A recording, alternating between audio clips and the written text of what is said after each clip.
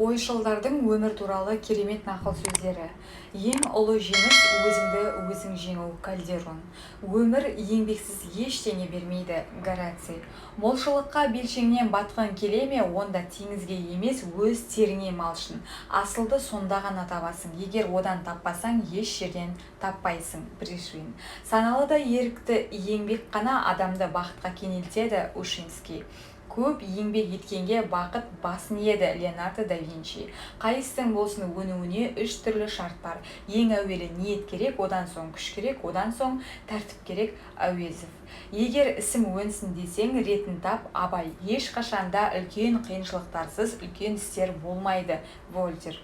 Пікір күшті болса, істе күшті болмақ. Шекспир.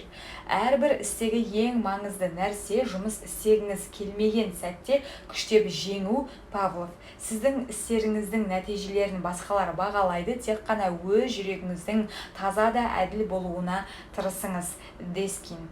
Рахаттың ең зоры басқалардың сіз істей алмайды дегенін істей алуыңыз. Бэджет. Күте білгендерге бәрі өз уақытында келеді. Бальзак. Бақыт әрдайым батыл адам жағында. Багратион.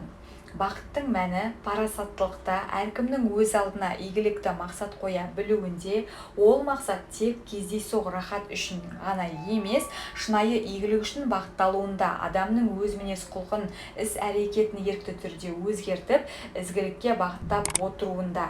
Әл-Фараби.